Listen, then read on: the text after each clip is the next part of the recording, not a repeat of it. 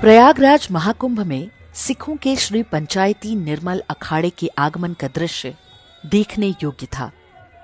आगे आगे रथ पर गुरु नानक देव और गुरु ग्रंथ साहिब, गुरुबाणी का पाठ और सबद कीर्तन करते हजारों संत महाकुंभ क्षेत्र में पहुंचे।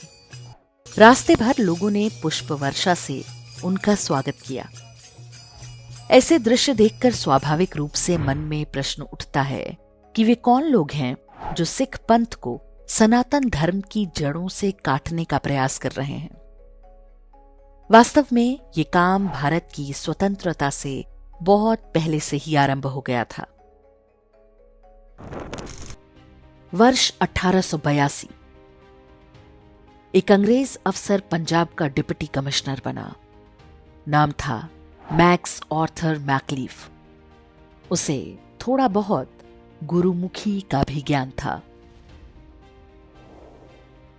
ये 1857 के स्वतंत्रता संग्राम के बाद का समय था। इससे मात्र 2 दशक पहले तक ही महाराजा रणजीत सिंह ने अंग्रेजों को पंजाब में नाको चने चबवाए थे। ये महाराजा रणजीत सिंह की सेना का ध्वज है, जिस पर माता दुर्गा और हनुमान जी का चित्र हुआ करता था। भारत में पैर जमाने में जुटे अंग्रेज समझ चुके थे कि सिख समुदाय में अलगाव पैदा किए बिना राज करना सरल नहीं होगा। मैक्स आर्थर मैकलीफ वो पहला व्यक्ति था जिसने ये कहना आरंभ किया कि सिख हिंदू नहीं होते। उसने गुरु ग्रंथ साहिब का अंग्रेजी अनुवाद भी किया। साथ ही सिख पंथ को एक अलग धार्मिक पहचान दिलाने में जुट गया। मैक्स आर्थर मैकलीफ ने सबसे पहले हिंदू धर्म के विरुद्ध विश्वमन आरंभ किया। उसका कहना था कि हिंदू धर्म अजगर की तरह है। ये अपने प्रतिद्वंदी के चारों ओर घूमकर उसे अपने लपेटे में ले लेता है और उसे पूरी तरह हजम कर जाता है। हिंदू धर्म ने उसी तरह सिख धर्म को जकड़ रखा है। ये नया धर्म अपना अस्तित्व बचाने के लिए संघर्षरत है। यदि सिख धर्म को राज्य सत्ता का समर्थन नहीं मिला तो वो एक दिन नष्ट हो जाएगा। एक परिवार की तरह रहने वाले हिंदुओं और सिखों में इस एक थ्योरी ने विभाजन के बीज बो दिए। मैक्स आर्थर मैकलीफ ने कहना आरंभ किया कि सिख एक मार्शल कौम है। वे सेना में भर्ती के लिए सबसे उपयुक्त हैं। उसने पंजाब में सेना की नौकरी में सिखों के लिए आरक्षण लागू कर दिया। मैक्स आर्थर मैकलीफ ने ही सिख विद्वान कान सिंह नाभा से वर्ष 1889 में एक पुस्तक लिखवाई जिसका नाम था हम हिंदू नहीं। वर्ष 1909 में मैकलीफ ने स्वयं भी एक पुस्तक लिखी जिसका नाम था Sikh religion, it's gurus, sacred writings and authors. इसी पुस्तक में उसने सिखों को सनातन परंपरा से अलग करने की पूरी रूपरेखा तय कर दी। इसकी भूमिका में ही उसने खालसा पूजा पद्धति के नियम बताए। साथ ही सिखों के लिए सेना में अलग शपथ परंपरा आरंभ की। इस समय तक गुरुद्वारे महंतों और पुरोहितों की देखरेख में होते थे। उन्हें हटाकर खालसा प्रबंधक कमेटी बनाने का विचार भी उसी का था। वर्ष 1906 में अंग्रेजों ने सिख को अलग धर्म के रूप में मान्यता दे दी, जिसके बाद अलगाव के संगठित प्रयास शुरू कराए गए। इसी वर्ष अमृतसर के स्वर्ण मंदिर में स्थापित हिंदू देवी देवताओं की प्रतिमाओं को हटा दिया गया। यही कार्य लगभग सभी गुरुद्वारों में हुआ। वर्ष 1909 में आनंद मैरिज एक्ट पास कराया गया, जिसमें सिखों के लिए अलग विवाह पद्धति तय की गई थी। इससे पहले तक हिंदू पुरोहित ही सिखों में वैदिक रीति से विवाह कराया करते थे। वर्ष 1925 में सिख गुरुद्वारा बिल पारित हुआ।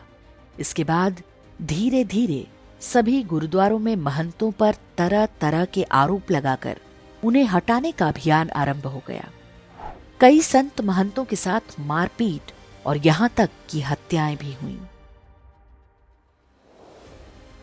वर्ष 1945 में एक आचार संहिता बनाई गई जो तय करती है कि कौन सिख है और कौन नहीं।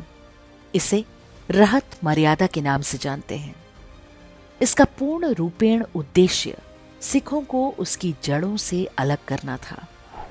कहा गया कि सिख धर्म में मूर्ति पूजा प्रतिबंधित है और वे केवल एक पुस्तक गुरु ग्रंथ साहिब में ही आस्था रखते हैं। इस तरह से सिखों को सिद्धांत रूप से अब्राहमिक मजहबों के साथ खड़ा करने का प्रयास किया गया।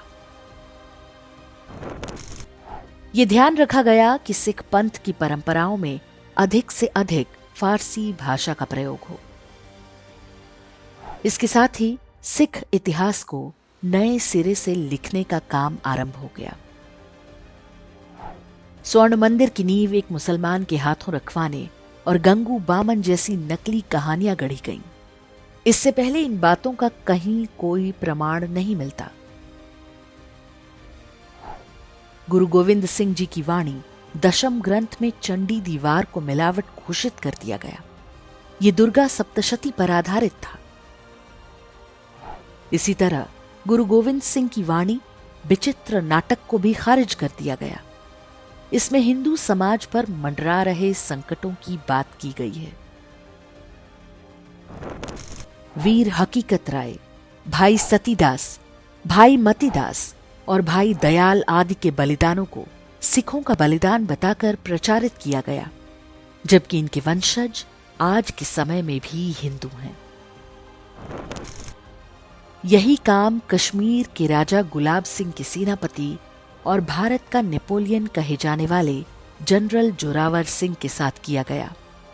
उन्हें सिख बताया जाने लगा, जबकि वे डोगरा राजपूत थे और उनके वंशज आज भी हिमाचल प्रदेश में रहते हैं। बंदा बहादुर, जिनका उस समय तत् खालसा बनाकर विरोध किया गया, मुगलों से मिलकर उन्हें पकड़वा दिया गया था। बंदा बहादुर के महान बलिदान को भी एक संकीर्ण दृष्टिकोण से परिभाषित करने का प्रयास किया गया। गुरु गोविंद सिंह जी द्वारा स्थापित निर्मल अखाड़े को सिख इतिहास से ही खारिज कर दिया गया, क्योंकि ये संस्कृत और वेदांत के प्रचार प्रसार के लिए बनाया गया था।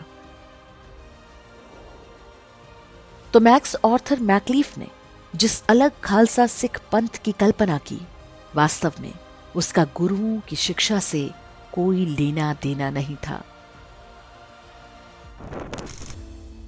आज हम जो कट्टरपंथी सिख पंथ देखते हैं, एक तरह से उसका संस्थापक मैकलीफ ही है। इसे मानने वालों को कुछ लोग आजकल मैक सिख कहते हैं। दूसरी ओर वे गुरसिख थे जो महान गुरुओं की परंपरा से स्वयं को जोड़कर देखते हैं। स्वयं को पूरी तरह परिभाषित करना और दूसरों को खारिज कर देना अब्राहमिक परंपरा का हिस्सा है। सनातन मूल्यों में किसी समुदाय को परिभाषित करने का कोई दबाव नहीं होता। हमारे यहां दो पंथों या विचारधाराओं के बीच धुंधली विभाजन रेखा हो सकती है, हम इसके साथ ही सहज होते हैं। आज भी बड़ी संख्या में पंजाबी हिंदू गुरुद्वारों में जाते हैं। इसी तरह वैष्णो देवी जैसे मंदिरों में सिख भक्तों की अच्छी खासी संख्या होती है। दोनों के बीच ऐसा कोई गंभीर विवाद नहीं है। इसका एक और उदाहरण गुरु नानक देव के पुत्र बाबा श्रीचंद द्वारा स्थापित उदासीन अखाड़ा है। ये लोग सनातन धर्म को मानते हैं और पंच तत्वों की पूजा करते हैं। गुरु ग्रंथ साहिब में हरि शब्द 8000 से भी अधिक बार प्रयोग किया गया है। इसी तरह राम का नाम 2500 से अधिक बार आता है। गुरु गोविंद सिंह के नाम में ही गोविंद है और सिंह उपनाम भी हिंदुओं से लिया गया है। बहुत योजनाबद्ध रूप से इन तथ्यों को कुछ खोखली दलीलों से झुठलाने का प्रयास आरंभ हो गया।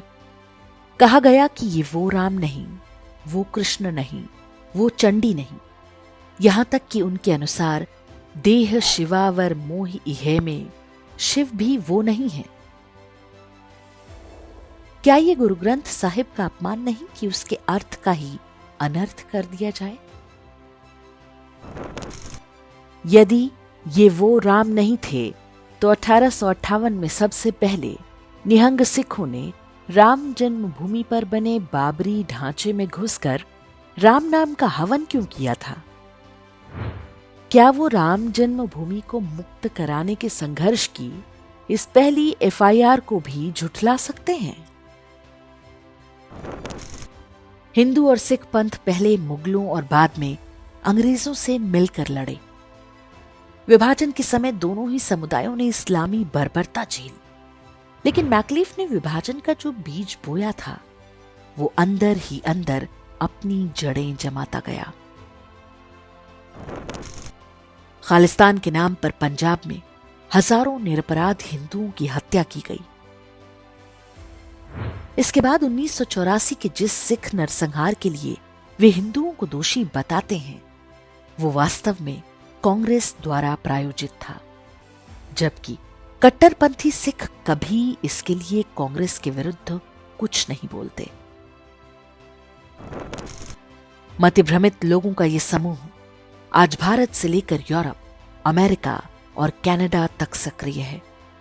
जिस पाकिस्तान में इनके पूर्वजों का समूल नाश कर दिया गया, उनके गुरुद्वारों को मस्जिद में बदल दिया गया, उससे इनकी बड़ी मित्रता है।